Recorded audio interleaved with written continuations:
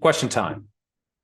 I have one I want to get to first, and I've actually done a little work on this. Let me find it.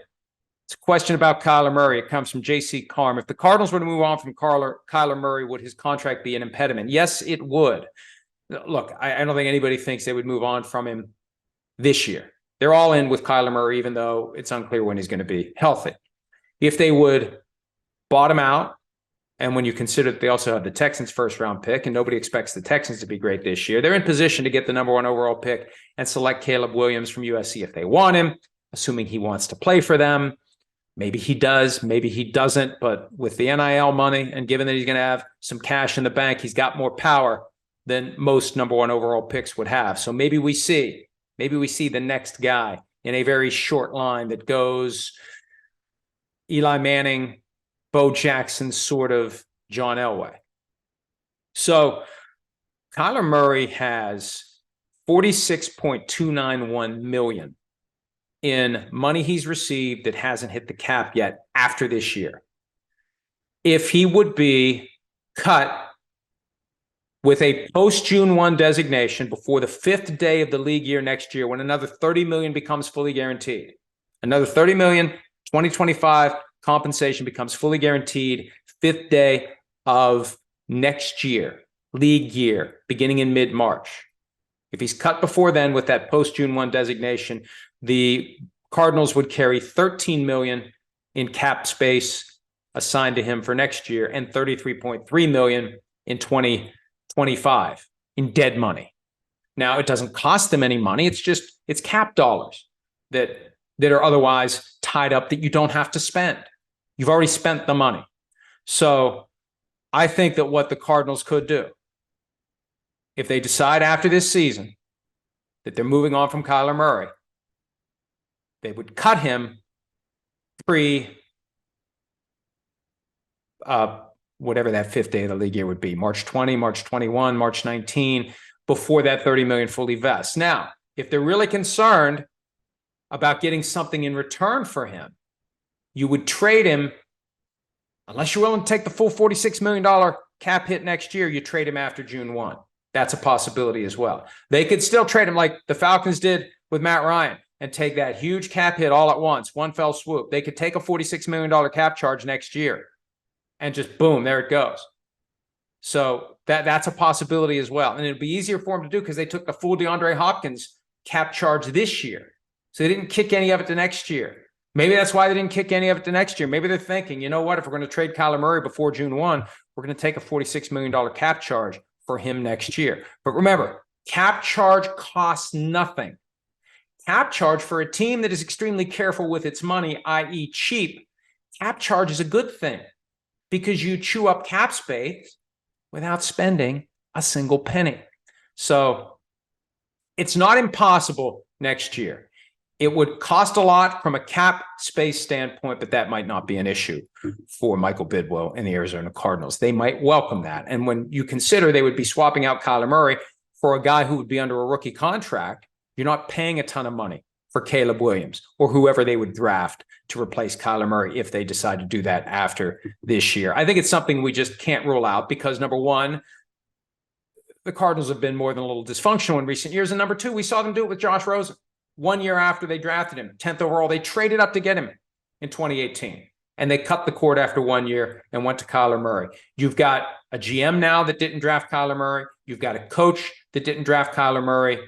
And they could decide after this year, if they're in position to start from scratch with a new quarterback who could be a franchise guy, they could move on. Oh, and by the way, think back to what was going on last year with the whole homework clause. I mean, there's some tension there. It could be.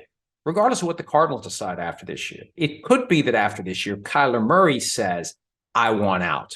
He could be the one to initiate it. And frankly, when you consider the current state of the relationship, the current state of the team, wouldn't be hard to blame him if he decided he wanted to get to a team where he actually has a chance to maybe compete at some point for a playoff run, possibly a Super Bowl appearance. We'll see how that plays out. All right. PFT PM policy. Would it be easy in theory to rig a game It would just take the commissioner telling a head referee he likes Skittles, i.e. it would be better for this team to win, and it would be done. The ref would pick up on the hint or a number of other ways. And the like Skittles comment comes from what I always say is the billionaire's privilege, that if you're an owner of a team, you never have to say, go draft this player. You just make it known. And the example I give is, and I usually use Snickers or Twix or something like that. If the owner likes the candy that's in the bowl when he walks through the door to the facility, all he has to do is say, I like this candy, and that candy is going to be everywhere. You don't have to say, go get the candy, because everyone's paying attention to everything the billionaire owner says and trying to glean from it what the billionaire owner wants. So if the commissioner would say something to the head ref, there is no head ref really, but yeah, in theory, that's how it would happen. But I think the problem is, it would be impossible to keep it quiet. Too many people would know about it. At some point, somebody's going to say something. That's why I think the NFL doesn't rig games. I don't think the NFL is sufficiently competent to pull it off without someone finding out about it. And they understand what the consequence would be of something like that getting out. And really, do they care? Do they, they care about having all the best quarterbacks available.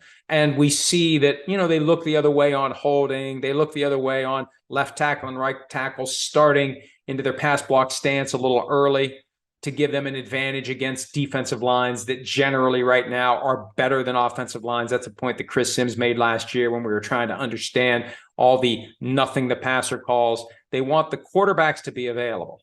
They want the games to be exciting. They want the points to be scored. Ultimately, don't care who wins. I don't think they do. And I think they have sufficient self-awareness to realize if they tried to push it a certain way, it's going to blow up in their faces. Another one from PFT PM Posse. We've talked about no trade clauses being pointless for franchise quarterbacks because no one will trade for them if they don't want to play there. So why did Jalen Hurts give up money to secure a no trade clause with the Eagles, assuming he did? I don't know that he did. I don't know that he gave up money. I think sometimes it just looks good. It sounds good. It's part of the commitment the team is making. We're not even going to approach you with the possibility. You've got full control over where you go. It's not even going to be an issue that is ever discussed between us. We want you. We believe in you. We will not trade you without your permission. So I don't know that there's a dollar value attached to that. I do know this. I think Jalen Hurts was very motivated to structure his deal, either him or his agent were motivated to structure the deal so that he would be the highest paid player in NFL history on new money average. And he was for about, 3-4 weeks, if that long, before Lamar Jackson jumped him. And when you look at the two contracts, because remember, Jalen Hurts still had a year left at fairly low money. When you add the 5 new years at $51 million, compare that to Lamar Jackson, 5 fresh years at 52. Lamar Jackson makes more in 5 years than Jalen Hurts is going to make in 6 years. So regardless, though, setting all that aside, someone believed it was important for him to be the highest paid player on new money average, and he was for a short period of time. And the no trade clause, I think, is just window dressing toward that end. Mr. Palmerson, what would be a good deal for Saquon Barkley and other running backs? Well, I think, which ones? Josh Jacobs? I don't know. Let's just focus on Saquon Barkley. The problem is the way that you take a franchise tag and turn it into a long-term deal, that would be $22.2 million fully guaranteed at signing over the first 2 years of the deal. We've talked about that before. I'm not going to bore you with the details any more than I already have. Is that enough for Saquon Barkley? See, the problem with the franchise tag for running backs, it's held down because it's determined by 5-year average of the 5 highest paid players at the position. And they smooth it out. What's the percentage of the salary cap the 5 highest paid running backs have consumed over the last 5 years combined? When you don't have a lot of highly paid running backs, that number stays down. And that number's actually gone down in recent years. And when you have a truly great running back like Saquon Barkley, 10.1 is a low number, a very low number.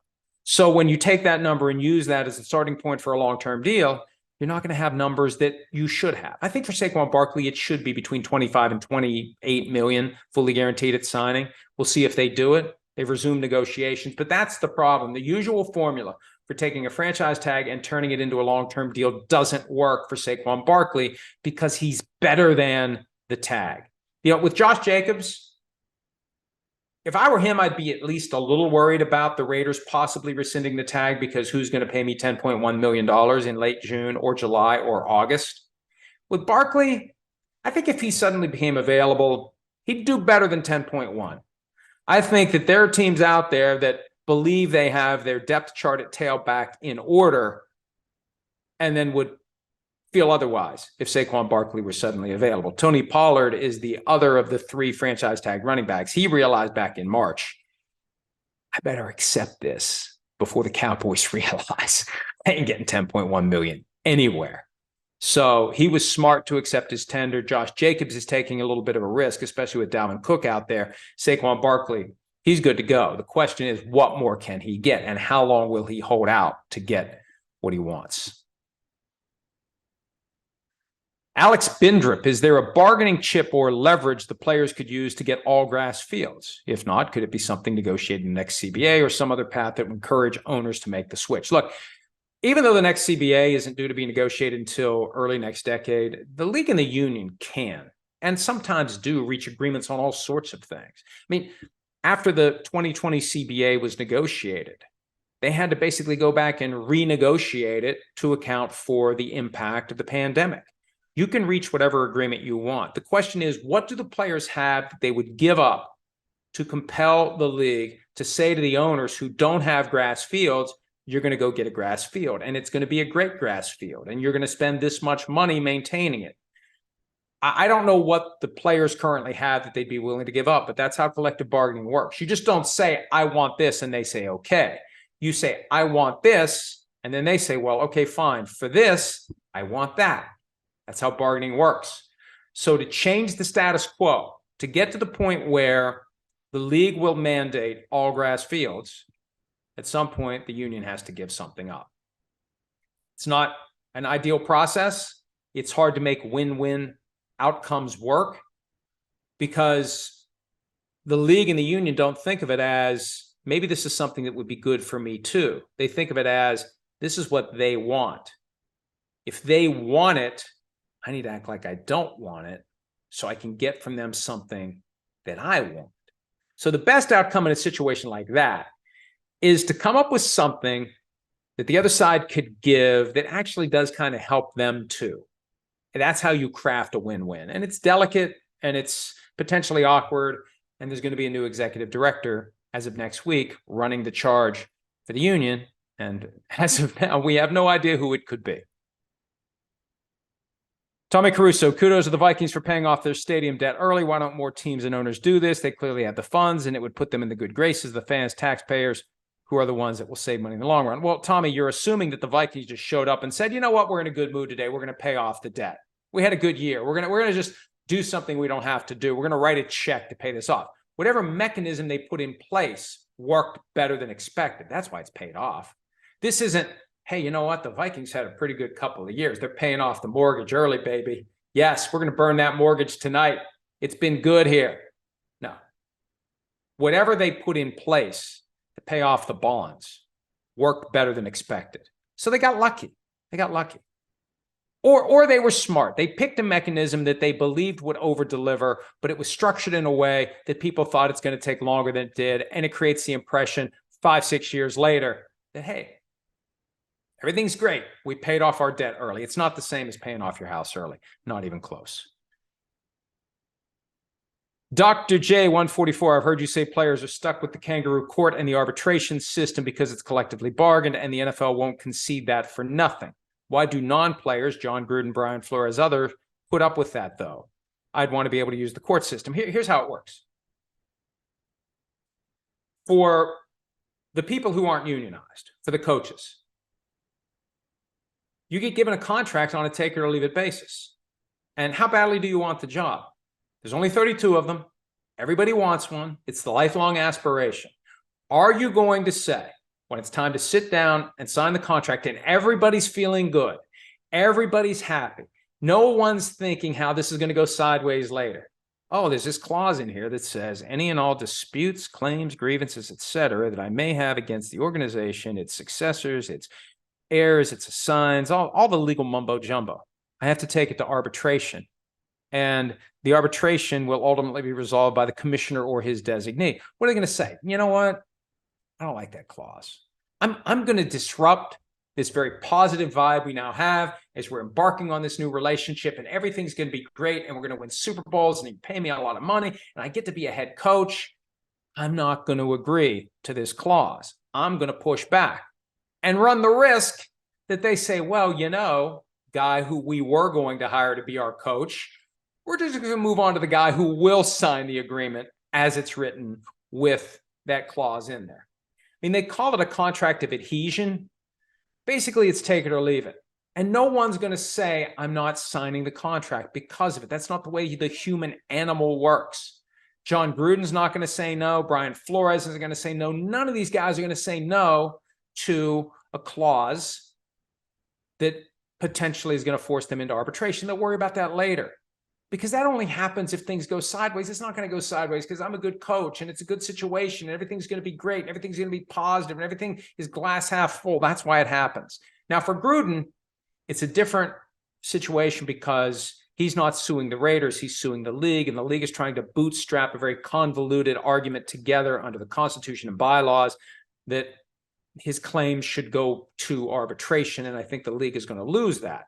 But for Flores and Steve Wilkes and Ray Horton, there's arbitration clauses in the contracts they signed that are problematic. And what they're trying to do is fight this whole process, this whole idea that the commissioner could ever be objective, could ever be unbiased when handling a dispute involving one of the entities that hire him and that pay him.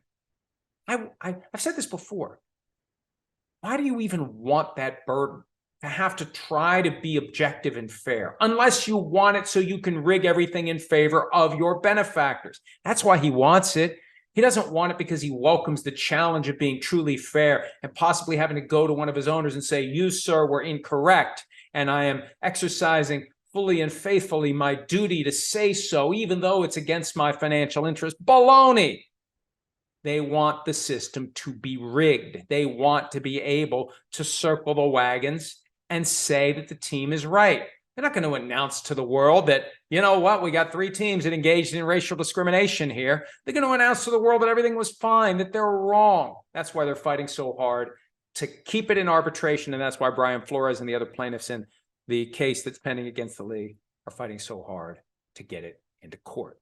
And it should be in court. It should be decided by somebody neutral. It should not be decided by the secret, rigged kangaroo court that the NFL wants for all disputes involving it, because it wants to win, it wants to keep all the dirty laundry secret, and it wants to continue into perpetuity having that system in place.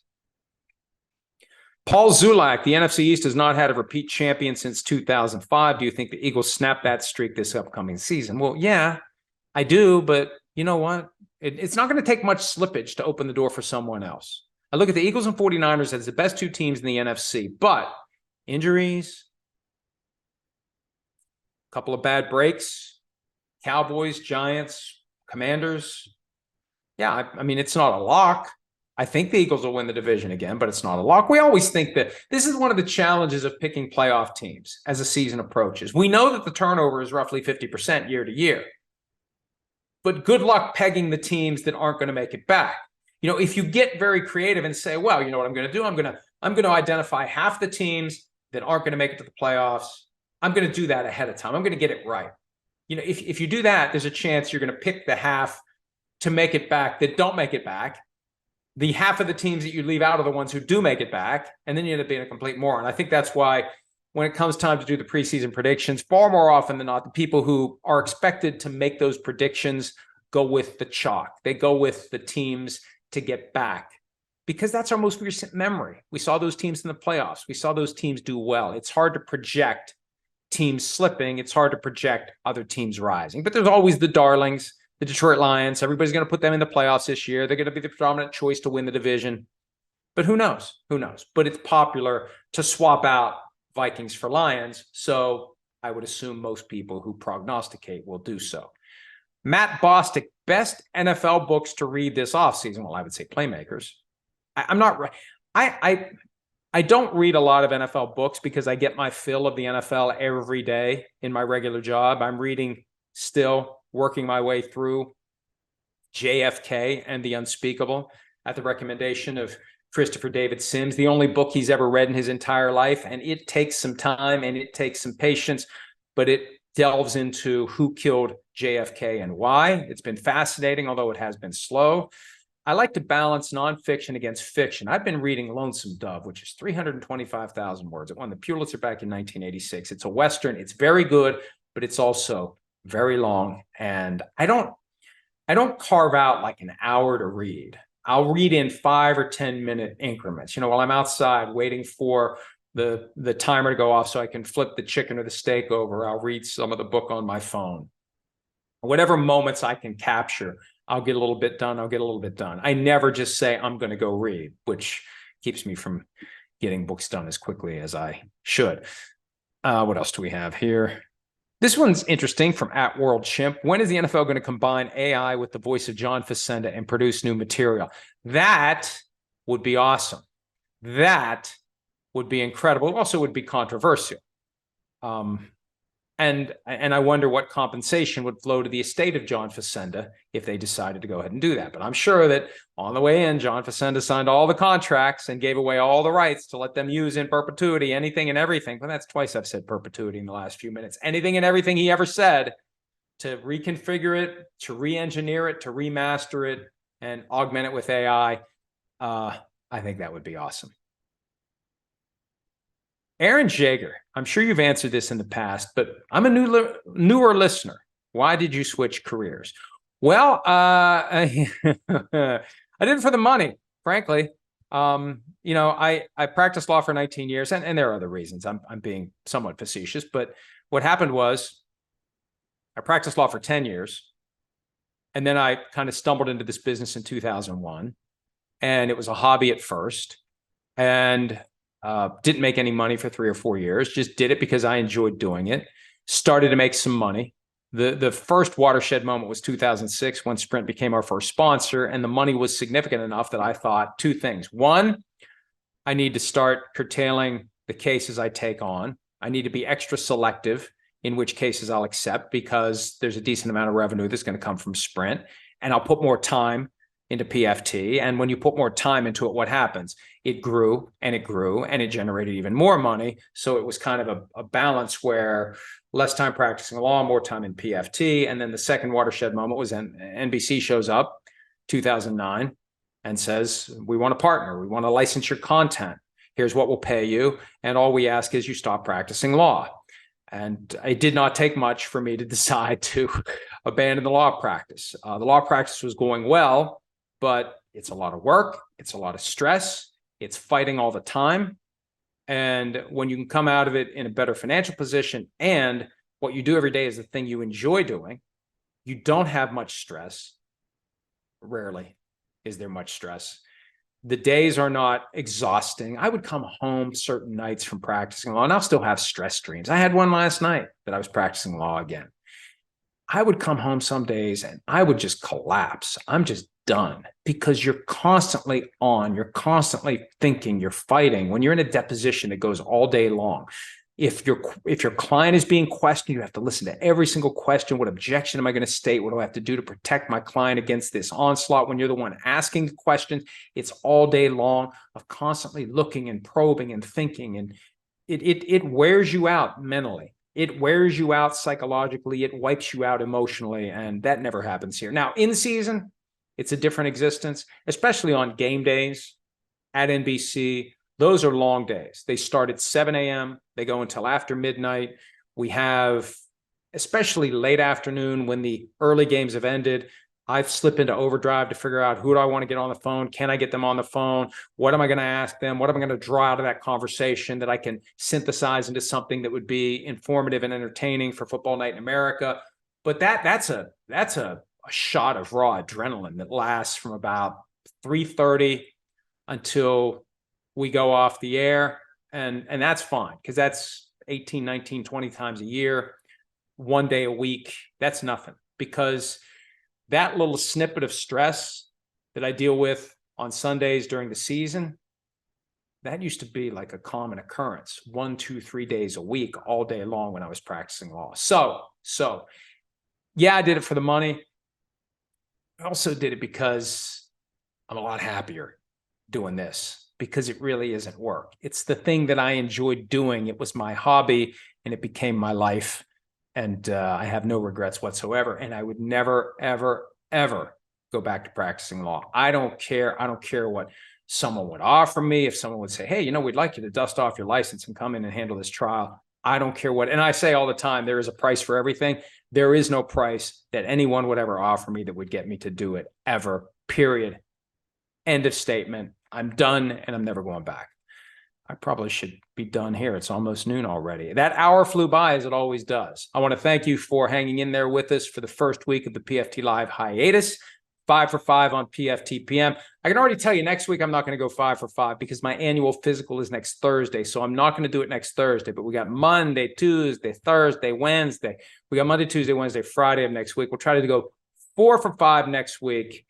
We'll be posting all weekend long at profootballtalk.com. We'll have clips from today and clips from throughout the week and whatever news comes up. And we'll just make some shit up if we have to. Who knows? But either way, there's one way to find out. Check us out all weekend long at profootballtalk.com. Thanks as always for some of your time. We'll see you back here again on Monday. Hi, it's Mike Florio. Thanks for watching PFT on YouTube. Hit subscribe for the latest news and analysis from Pro Football Talk.